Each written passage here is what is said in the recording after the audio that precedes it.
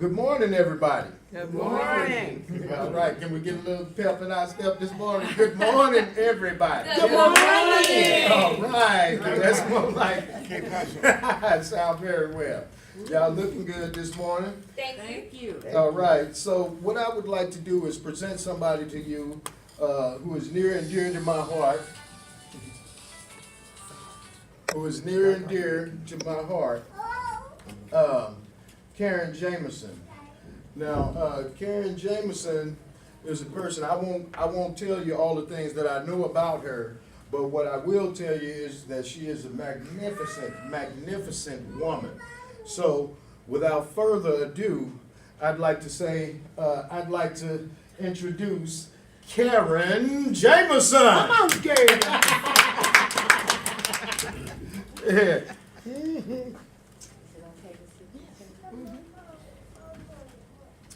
I do what I have to do by any means necessary. Did y'all get that? I do what I have to do by any means necessary. That was my motto. Good morning. My name is Karen. Good morning. That was my motto. Starting from the age of 16 up to about 25. I just felt like at that point in my life, I was stagnant. Nothing was really happening. I became a survivor. I got in survival mode. So that was my motto. I got to do what I got to do at any means necessary.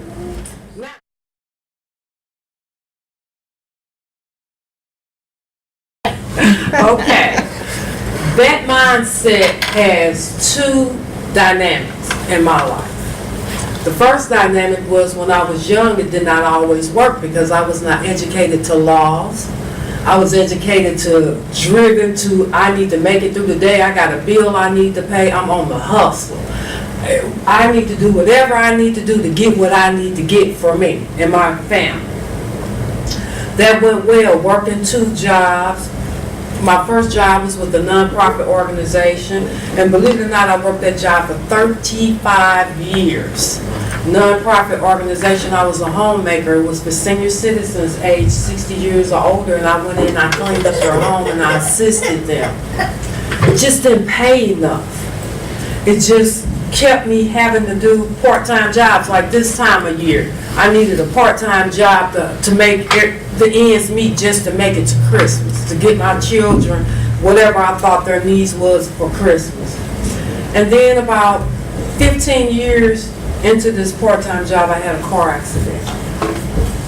And in that car accident, a leg was broken, pelvic was fractured, and I was in traction because there's no way to mend a pelvic bone. And I'm laying there thinking at this very moment, I can't miss a payday because I lose it all. The repo man is going to pick up my car. I'm already behind a month, barely paying my rent. I can't be up in here, but the doctors are telling me, oh yeah, you're going to be here 3 months if you walk again. Wow, you don't think about life tragedies when you're doing what you got to do by any means possible, because now I'm at a standstill. And as I laid in that bed, I was just thinking, how am I going to make it? How am I going to do this? I'm working 2 jobs and it's still not enough. What else can I do? What else can I bring to my life? And I'm like actually needing some help, needing some guidance. So I go home, I'm in recovery. And as I go through my recovery, my son comes in. He's at SIU, Head Start. He comes in with a flyer. The flyer is for a computer class. Okay, I got to take you guys back. This is in the 80s. Computers aren't that popular. You're only seeing them like in businesses and doctor's offices. They're not in people's homes at this time. We on the beeper page. That's the technology we got going. You doing good if you could get a beeper. You doing good if you could have cable. You top VCRs is costing almost $1,000. This is the era we're in. So I'm like, I'm not doing nothing. I'm ready to get out the house. I'm gonna take the computer class. So I took the computer class. I learned how to do Microsoft, Excel, PowerPoint. And I felt so good. I was with my peers, a team of parents who was looking for a way in the class set up just like this. And I'm leaving here, need to go see my caseworker because I need some increases because I don't have no income. I need my medical card. I got a doctor's appointments coming up. I need my, at that time, food stamps. I'm trying to get whatever assistance that is available to me because I've been in the working community barely making it, and I had opted out on all these things, so now I'm back on public assistance. So I leave the training that day that I received my certificate, and I go to see my caseworker. She said, Ms. Jameson, did you know that we have a bulletin board out there with jobs on it?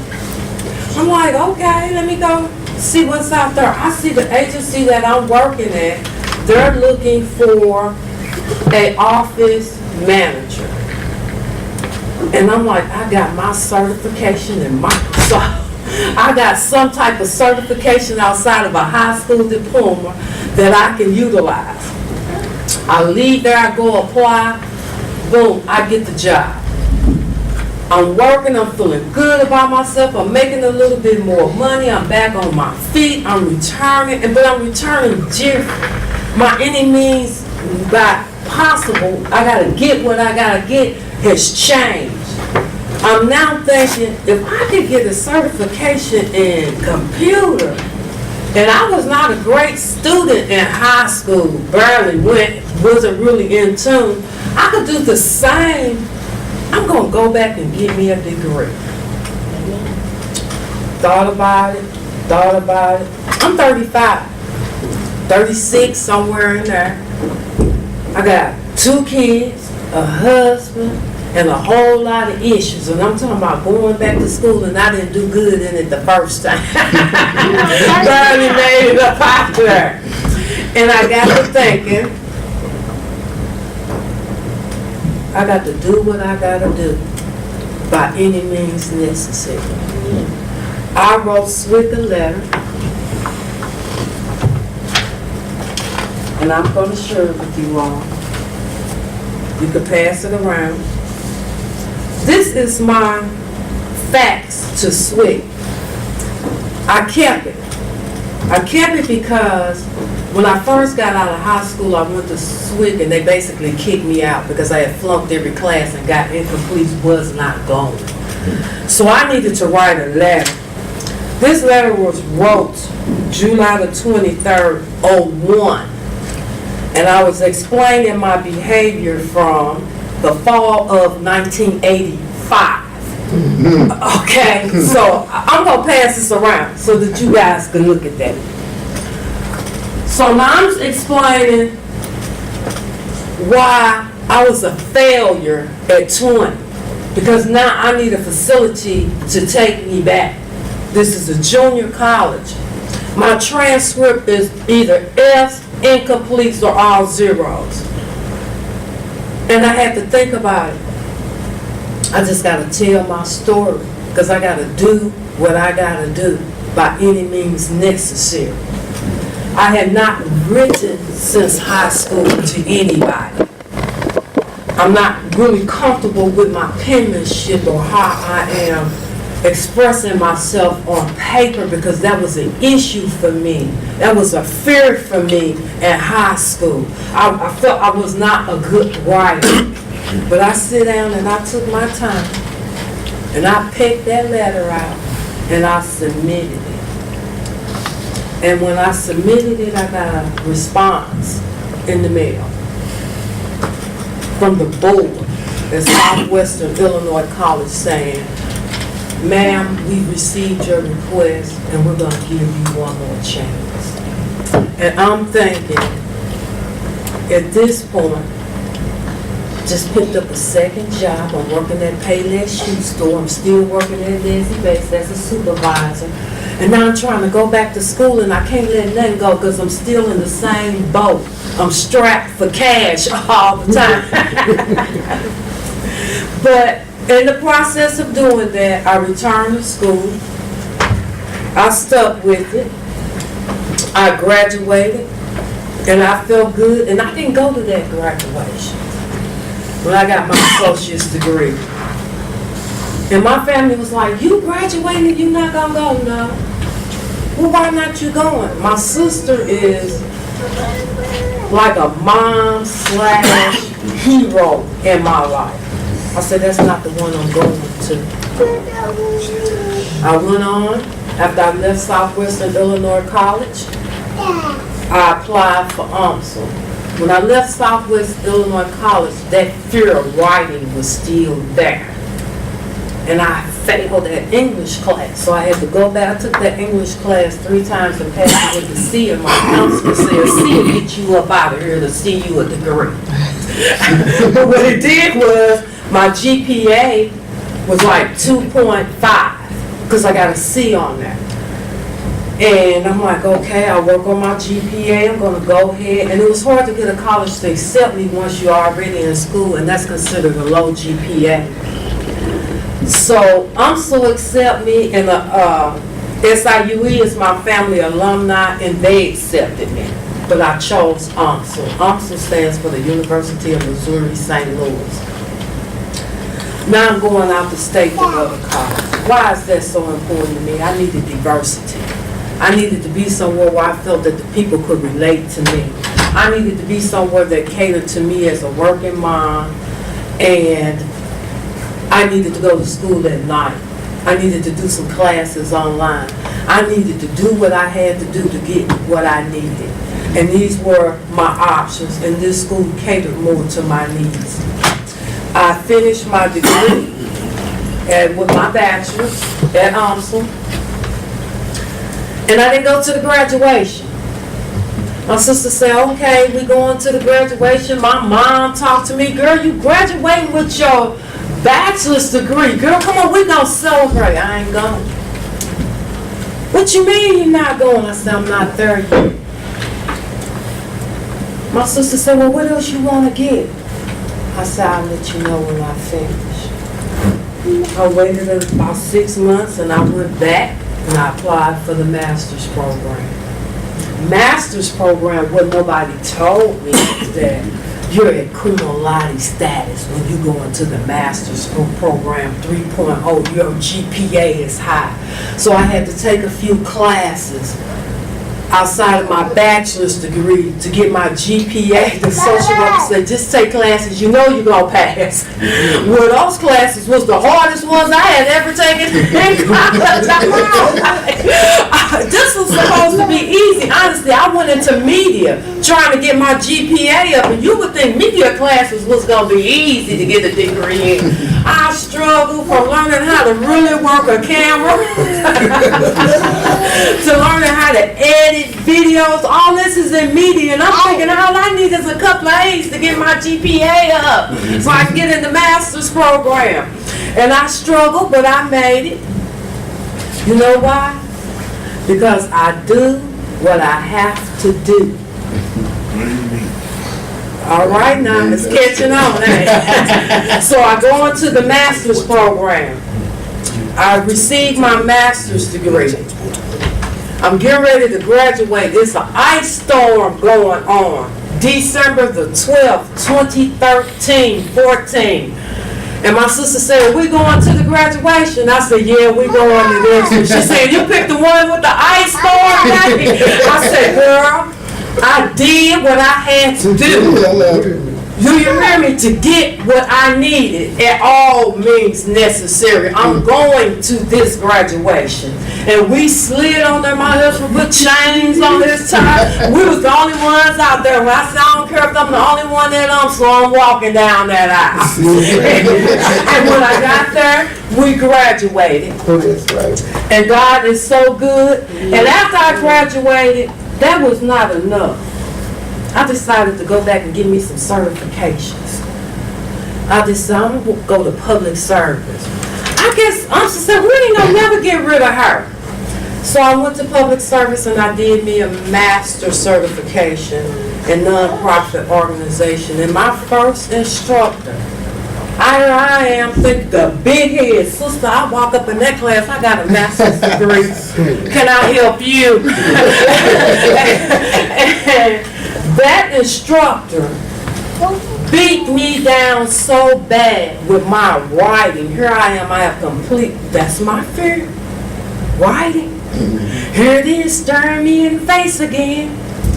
I wrote my first paper for her, and I never will forget it. Why am I in that class?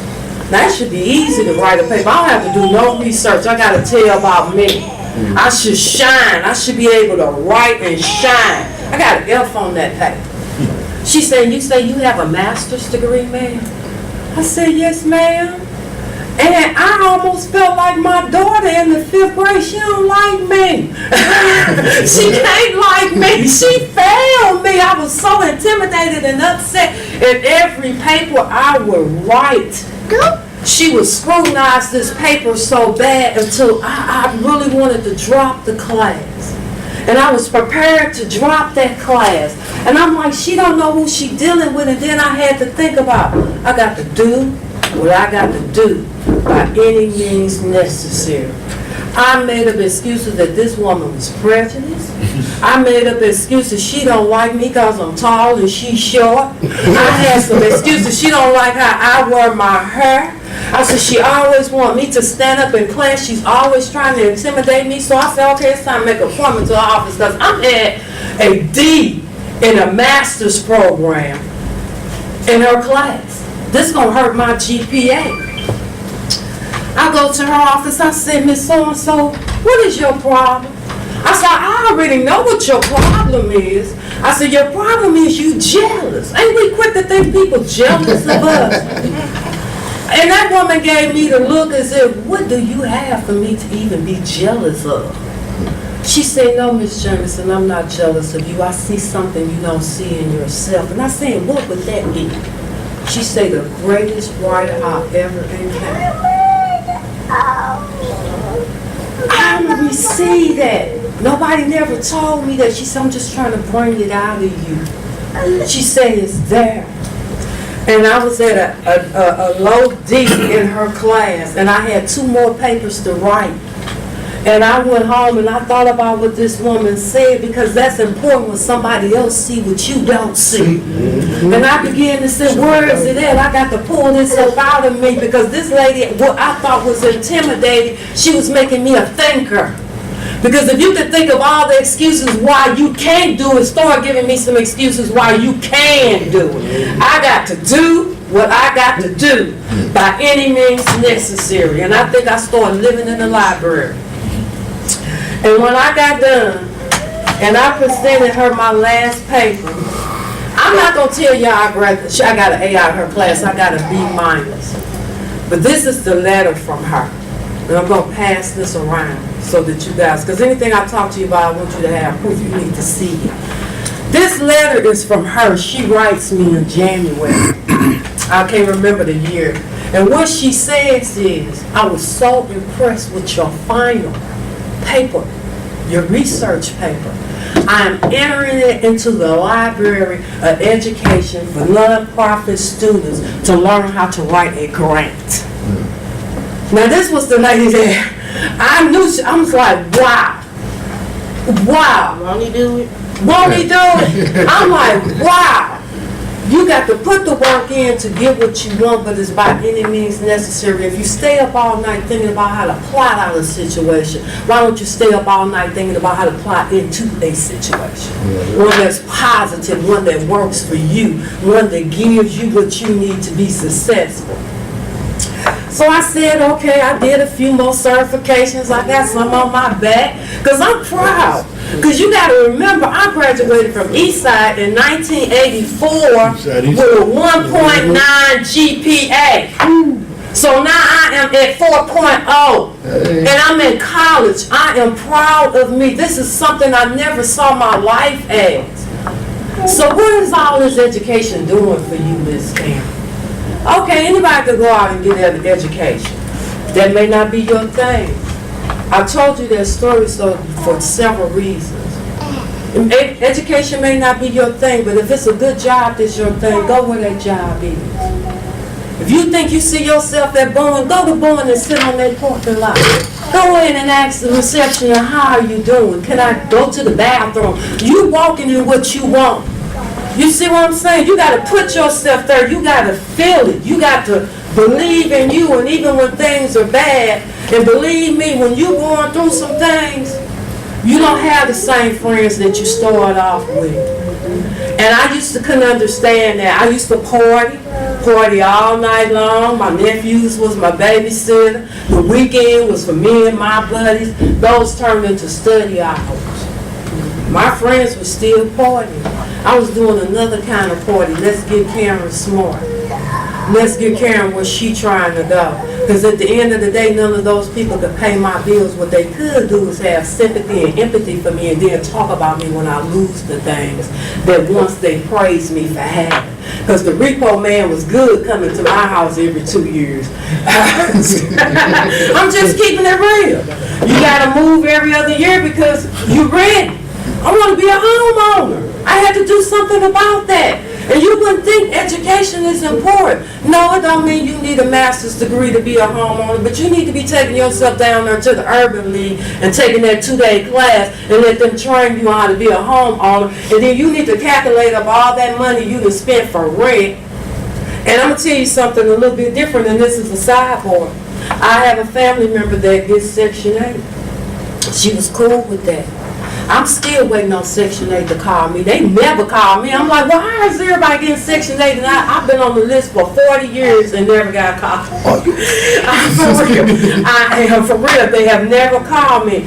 But what I'm going to tell you is what God got for you is for you. And I don't know if I can say that in a public entity, but what God got for you is for you. That wasn't for me. I was not deemed a renter.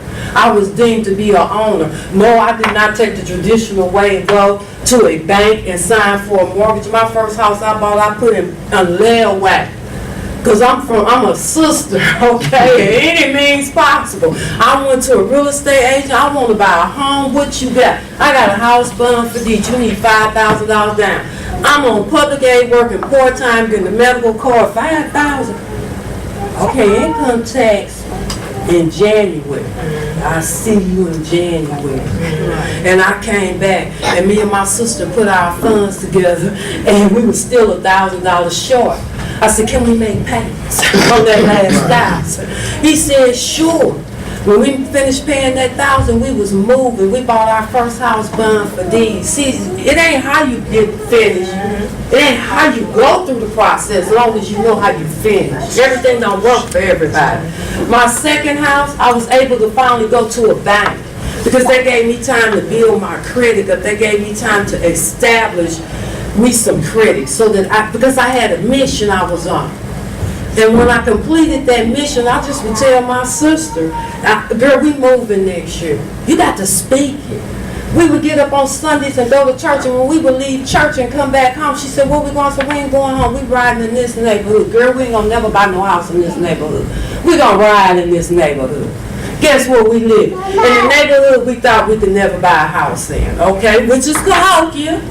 And at that time, we looking at the 90s. There ain't a lot of black people in Cahokia. Not only did I buy a house, it came with 5 acres of land. That's how your God is when you want it. So that's why I'm telling you these stories. This is why I'm showing you how just wanting. Take that, I got to do what I got to do by any means necessary and make it a positive reflection in your life. I focused on the age of when I first went back to college because I was 35, or between 35 and 37 years old. Did anybody remember the date on that? I think it says July the 23rd, 01. And I'm going to wrap this up. I focused on that because I want you guys to see something.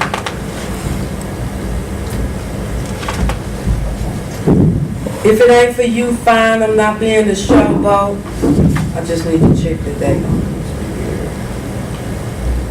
Okay, 13, 14. Yeah. These are my degrees. Took me 14 years to get them. You know why? Because the devil coming, your kids coming, your baby daddy's coming, your husbands, your mamas, your sisters, and sometimes you fall down, but you got to get back up. Sometimes you get discouraged and you got to encourage yourself. Sometimes it don't look like you gonna ever finish, and sometimes it look like ain't nobody caring about what you want but you, and sometimes it look like everything you work for is not manifesting. But you keep on going because you're going to get to the finish line. It took me 15 years to get 5 degrees. Did it take the normal person? 6. I should have a PhD as long as I've been in school. I should be in the operating room. And that ain't talking the 13 years I did in high school. Did you hear me? In school, I ain't say 12 years. I say the 13 years I did in school is what you want. Where am I today? I've had some good jobs. All my degrees are geared towards social services. You know why? Because women like you sitting right here today was me 20 years ago. And you got to give back. And I geared all my work towards social services, and I was at SIUE, did a contract with District 189, parent educator for Vivian Adams. That ended for me in July of 2018. And I said, okay, I'm going home and rest because I'm tired. And as I was sitting there, unemployment said you need to make 10 calls every 2 weeks to keep your unemployment check come. I was applying to the same people because I wasn't ready to go back to work. I need a rest. You got to remember 2 jobs at sometimes. My kids are not grown. I'm an empty nester, a husband, and 15 years of school and work. I'm tired. And as I laid on that couch, because that's what I did the whole 4 months I was off, and I ran into a previous worker. She said, what are you doing, Karen? Resting? I don't believe it. Yeah, I'm resting. You know why? My projection had changed. I got mine. Those were my goals. And when you reach your goals, God got a way of bringing people back to you. Because I don't want to put religion in this, but whatever you planting, that's what you receive. She said, would you come? I said, well, let me think about it. We exchanged numbers. She called me back Monday. Did you think about it? Girl, that was just Saturday. I saw you in the grocery store. She said, I need you. Will you come? She said, matter of fact, come on up and see the building. What I tell y'all about when you walk in something? You start putting it in life. She knew if she got me in that building, she had me. I walked in that building. I got to see the work. They are a non-profit organization. They're an advocate for children. Like you. Okay, I got 100 people you need me to supervise. I can do that. Okay, you just need me to keep up my documentation. My fear of writing is over. Oh, I'm documenting whatever you need me to document. So, okay, yeah. Well, girl, yeah, that $57,000 do sound kind of nice, because in January I'm going to really have to find a job. That's when I was going to start really looking for one. She said, I'll tell you what, I'll get you as close as to January as I can. How about December the 22nd? I said, I'll take it. So when you put the work in, you become demanding. God just keep opening up those doors. And I'm telling you this because I am 55 years old. Age don't mean a thing. I was sitting in the classrooms with 18-year-old brilliant, young, vibrant minds who was looking at me trying to call me mom. Now, I ain't your mama. Now, I'm up in here. We co-students. And some of those young ladies, we would go out to dinner or whatever and do study groups together. Now, I'm at home and I'm trying to get away from that. I'm a student here. That's what I'm here for. So if you put your mind to it, you can do it. And sometimes you just gotta encourage yourself. And that is all, and I hope that my story encourages someone else. Do anybody have any questions for me? So you the one. Oh, so you the one. What grade was that you got retained in? The 12.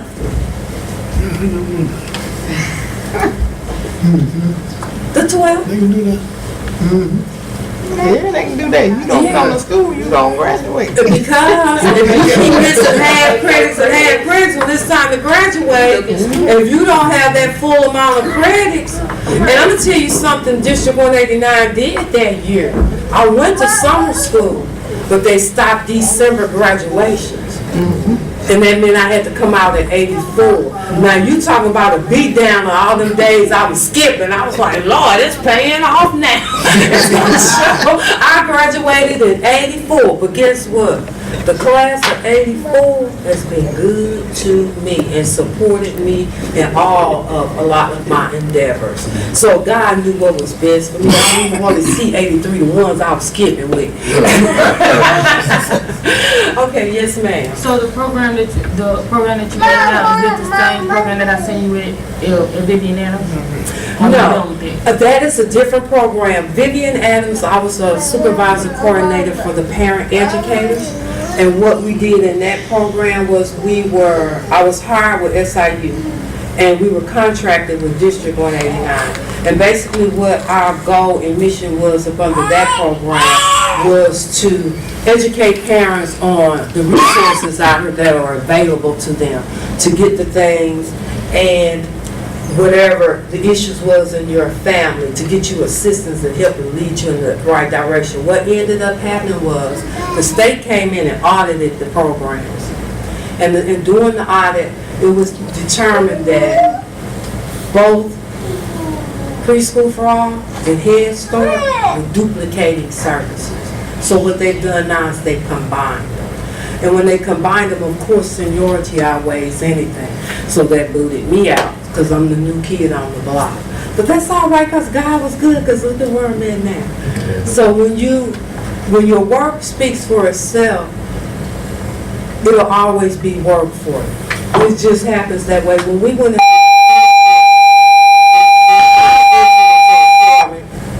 with that district, all of that was new to me. Although I was social service, all of that was new to me. And I'm hoping the impression that the team and I left, because none of them are there anymore, was that somebody cares. And it's never too late. And that was our mission, to put workshops together to show parents that there are means out here. East St. Louis, a lot of people have their views. But East St. Louis is the one community that offers so much and resources to educating you, to referring you to employment. But it's not going, let me say it like this. My grandmother once told me, you can't get nothing laying in the bed but a backache. You know? And I won't even say conceiving a child, because you don't have to lay in no bed to do that. So laying in the bed gets you nothing. Whatever you want, you got to get up and get mobile to get what you want. It's all out here, but it's what are you willing to do to get it. And any excuse is never an excuse. The excuse should always be, I'm going to take another road, but I'm going to get there. Okay, I don't have no babysitter, but maybe they offer it in the time when I do. Nope, I don't have no support system. You know, that's very few and far. We live in a time now where you don't even really know who your neighbors are. So who your support system gonna be? Your 90-year-old mama? Your 70-year-old grandmother, or however? You know, who your support system gonna be? Your children's cousin. You got to be your own team. And that's the only way you're going to make it, is that you your own team. But I'm sorry from detouring, but that's what that program did. And once it combined, I actually just took a sabbatical and took some time off to deal with my own personal health issues and other issues, and I was really wanting to wait till January to work, but the closest I'm gonna get is the 22nd of December. So that's where I'm at. Is there any more questions for me? Here. Okay, thank you. And I hope that Oh, yeah. That was awesome, Karen. Thank you so much. and by the way, this is my next one. All right. So, won't y'all give Karen another round of applause? She always having a great story. Thank you there. And see, yeah, Auntie Karen. And so, I wanted to present Karen to you guys because she's an inspirational story to me as well. What? Oh, I got some. Oh, paper. Yeah. So, yeah, because she was an inspirational story to me as well. To see that journey and to actually see when she actually got that master's degree, I was like, wow, you've come a long way. And, that journey in itself made me want to go back to school too, you know what I mean? Right. So, I knew that was a very inspirational story. I've seen that journey, I've seen that walk, and I'd just like to say, Karen, thank you so much for sharing that story, because that is so powerful, Thank you. It really is. When you think about it, you take to 35 years old to go back to school, to go back to school and something that you weren't, you weren't keen with in the first place, So it's like, man, you got a question? Yeah, you forgot to tell about that lake by your house. You got a lake by your house? No, there's no lake.